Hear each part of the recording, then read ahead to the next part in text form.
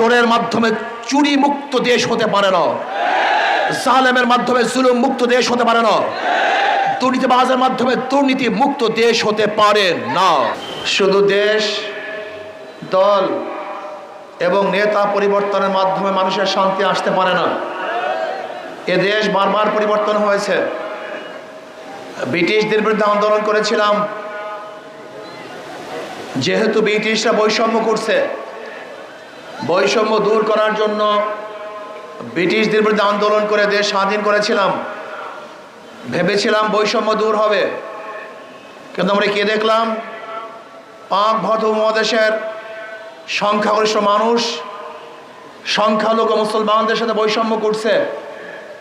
মুসলমানরা ভাবছে যদি আমরা স্বাধীন এক রাষ্ট্র করতে না পারি, মুসলমানদের জন্য আলাদা ভূখণ্ড করতে না পারি, তাহলে বৈষম্য দূর হবে না।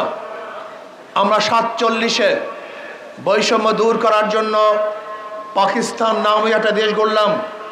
ভেবেছিলাম এবার বৈষম্য থাকবে না, মানুষ শান্তি পাবে, মানুষ মুক্তি পাবে, মানুষ তাদের অধিকার বাস্তবায়ন করতে পারবে।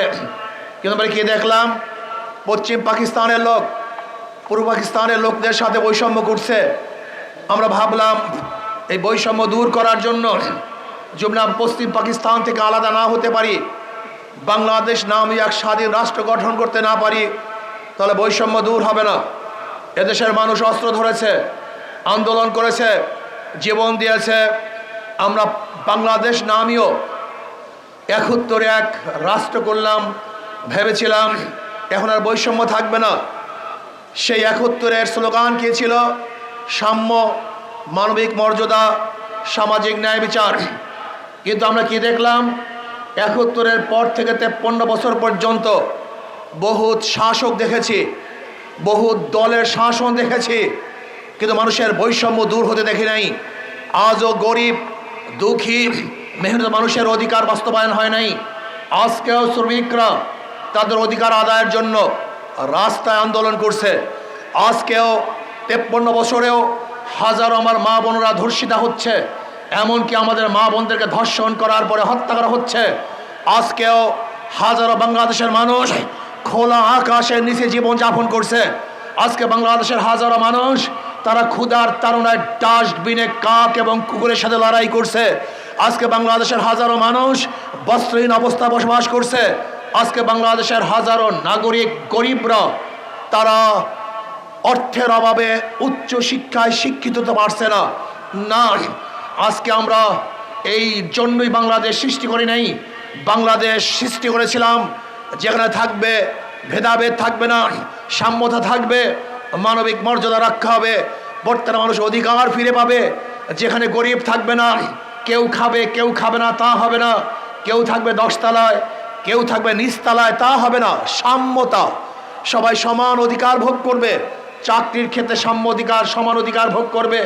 বাসস্থানের ক্ষেত্রে সমান অধিকার ভোগ করবে। কথা বলার দিক থেকে সমান অধিকার ভোগ করবে। রাজনৈতিক দিক থেকে সমান অধিকার ভোগ করবে। কিন্তু না, আজকে 53 বছর পর্যন্ত যারা ক্ষমতায় ছিল তারা সাম্যতা রক্ষা করতে পারে নাই, ভেদাভেদ সৃষ্টি করেছে, বৈষম্য সৃষ্টি করেছে। তারা কি করেছে? জুলুম করেছে, অত্যাচার করেছে, অবিচার করেছে, নির্বিচারে মানুষদেরকে হত্যা করেছে, মানুষকে গুম করেছে, খুন করেছে। শুধু কি তাই? আপনারা দেখেছেন এই 53 বছরে যারা ক্ষমতায় ছিল দুর্নীতিতে দেশকে বারবার 5 বার চ্যাম্পিয়নশিপ করেছে। একবার দুইবার নয়, 5 বার দুর্নীতির চ্যাম্পিয়নশিপ লাভ করেছে বাংলাদেশ। আমরা কি দেখেছি? বাংলাদেশের হাজারো লক্ষ লক্ষ কোটি টাকা বিদেশে পাচার হয়ে গেছে। বর্তমান গভর্নর বলেছেন মাত্র 4 পরিবার 2 লক্ষ কোটি টাকা আত্মসাৎ করেছে। বাংলাদেশ থেকে 14 লক্ষ কোটি টাকা বিদেশ চলে গেছে। শুধু কয়েক ব্যাংক থেকে 98,000 কোটি টাকা লুটপাট হয়েছে। এর কারণটা কি? আমরা ভেবেছিলাম এই বৈষম্য দূর করতে পারলেই মানুষ শান্তি পাবে। এর জন্য 5ই আগস্ট মানুষ রক্ত দিয়েছে, জীবন দিয়েছে। বৈষম্য চাই না, বৈষম্য দূর করতে হবে। কিন্তু 5ই আগস্টের পর আমরা কি দেখলাম? আবারও সেই চুরি, আবারও সেই ডাকাতি, আবারও সেই অন্যায়, আবারও সেই অবিচার, আবারও দখলদারি, আবারও চাঁদাবাজি, আবারও নির্বিচারে হত্যা। না, এর জন্য মানুষ রক্ত দেয় নাই, জীবন দেয় নাই।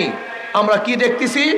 5ই আগস্টের পরে শুধু চাঁদার হাত পরিবর্তন হয়েছে, চাঁদার পরিবর্তন হয়নি। জুলুমের হাত পরিবর্তন হয়েছে, জুলুম বন্ধ হয় নাই। অত্যাচারের হাত পরিবর্তন হয়েছে, কিন্তু অত্যাচার বন্ধ হয়নি। এতদিন চাঁদা নিয়েছে কেন্টু, এখন চাঁদা নাই ফেন্টু। এতদিন জুলুম করছে লেন্টু, এখন জুলুম করে পেন্টু। শুধু ব্যক্তির পরিবর্তন হয়েছে, জুলুমের কোনো পরিবর্তন হয়নি।